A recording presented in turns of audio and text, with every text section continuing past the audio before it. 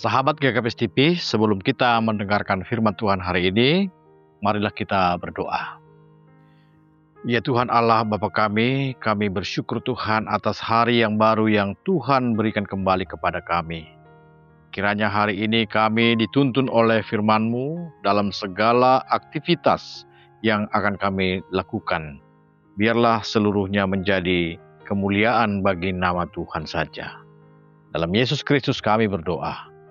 Amin. Saudara-saudara yang dikasihi Tuhan, firman Tuhan yang menjadi renungan bagi kita pada hari ini diambil dari kitab Keluaran 35 ayatnya yang ke-29. Demikian firman Tuhan. Semua laki-laki dan perempuan yang terdorong hatinya akan membawa sesuatu untuk segala pekerjaan yang diperintahkan Tuhan dengan perantaraan Musa untuk dilakukan. Mereka itu, yakni orang Israel, membawanya sebagai pemberian sukarela bagi Tuhan. Demikian firman Tuhan. Saudara-saudara yang dikasihi Tuhan, bagi umat Israel dalam perjalanan dari tanah Mesir menuju kepada tanah Kanaan, tanah yang telah dipersiapkan Tuhan bagi mereka, sistem yang dilakukan dalam kehidupan mereka sehari-hari adalah sistem hidup dengan nomaden. Artinya mereka berpindah dari satu tempat ke tempat yang lain, dan itulah coba kita bayangkan kenapa mereka harus berjalan selama 40 tahun. Artinya kita bisa bayangkan bahwa hidup mereka secara nomaden, tinggal di suatu tempat untuk beberapa lama, mungkin mereka berpindah lagi untuk beberapa lama, dan begitulah seterusnya. Dan dalam perjalanan itu ada dua hal yang penting yang terjadi dalam hidup mereka. Yang penting dalam hidup mereka yaitu kemah. Ada kemah yang mereka huni untuk kehidupan sehari-hari, tapi ada juga kemah yang mereka dirikan untuk tempat bagi mereka berdoa, tempat bagi mereka untuk bersyukur, tempat bagi mereka untuk bersekutu dengan Tuhan. Maka dalam tradisi perjalanan Israel itu ada kemah biasa dan ada kemah suci. Kemah biasa itu biasanya mereka dirikan seperti kemah dan mereka tinggal di dalamnya bersama keluarga, tempat untuk mereka makan, minum, mungkin untuk bermusyawarah, bercerita, berteduh ketika siang hari, juga untuk tidur pada malam hari. Mereka semua keluarga-keluarga punya kemah. Tapi yang menjadi yang unik, mereka juga ternyata mendirikan sebuah kemah, yaitu kemah suci yang mereka peruntukkan untuk tempat mereka bersekutu dengan Tuhan. Dan dalam teks kita ini yang diberitakan adalah bahwa mereka, orang-orang Israel, mendirikan kemah suci itu secara bergotong royong. Nah, ini dibangun dengan cara bagaimana mereka menyumbangkan apa yang mereka punya. Ada yang mempunyai emas, perak, segala macam, dan juga ada yang memiliki kain atau ya ada tenaga. Yang pasti dalam pembangunan kemah suci itu mereka sifatnya gotong royong. Mereka mengandalkan pemberian-pemberian yang dilakukan secara sukarela dari umat Israel. Itulah yang dituntun oleh Musa. Sehingga kemah suci itu memiliki fungsi bukan hanya untuk bersekutu dengan Tuhan, bukan hanya untuk tempat berdoa atau tempat menyampaikan persembahan mereka bagi Tuhan, tapi akhirnya kemah suci itu dipandang sebagai sesuatu yang menguatkan persekutuan mereka. Karena dengan membangunnya, mereka dipanggil dengan sukarela untuk memberikan apa yang mereka punya untuk kemuliaan Tuhan. Dan itulah yang terjadi dalam teks kita seperti yang disebutkan, ada laki-laki dan perempuan. Mereka seluruhnya membawa persembahan mereka sebagai pemberian sukarela bagi Tuhan.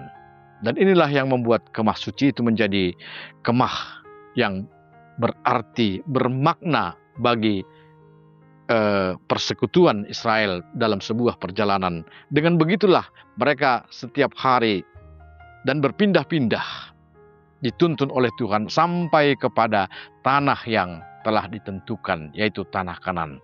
Inilah juga yang menjadi refleksi bagi kita, bahwa ciri orang-orang yang dituntun oleh Tuhan, ciri orang-orang yang mementingkan persekutuan dengan Tuhan, cirinya adalah dia memberikan dengan sukarela apa yang dia punya untuk kemuliaan Tuhan, untuk rumah Tuhan, untuk kemah Tuhan, supaya persekutuan itu semakin kuat, semakin utuh.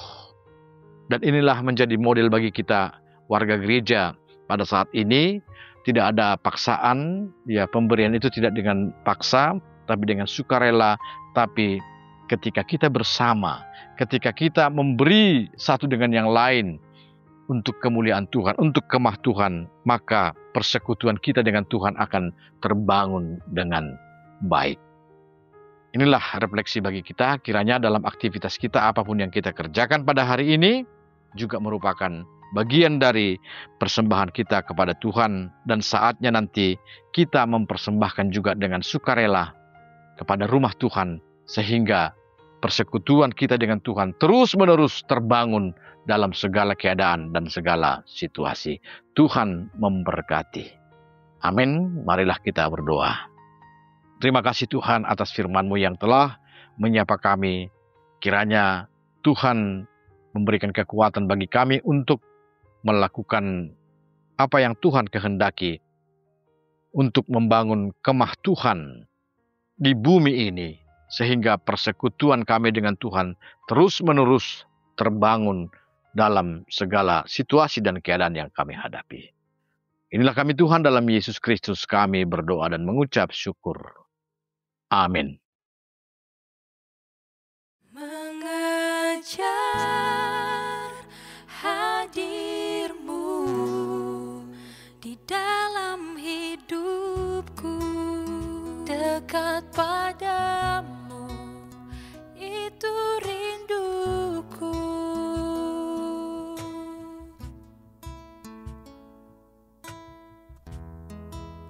Setiap kataku Kau pun menunggu.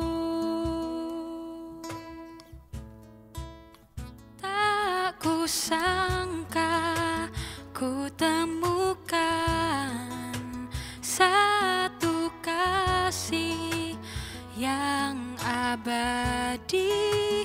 Kini ku datang dan ku bawa hidupku.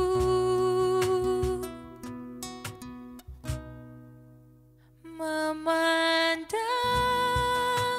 wajah-Mu, mengikuti kebaikan-Mu, mengejar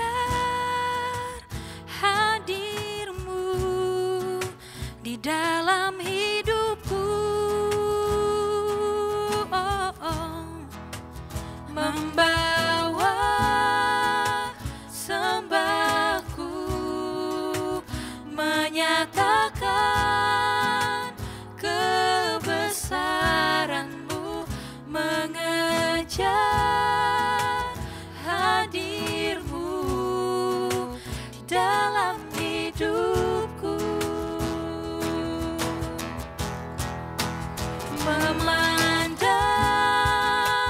wajah-Mu, mengikuti kebaikan-Mu, mengejar hadir-Mu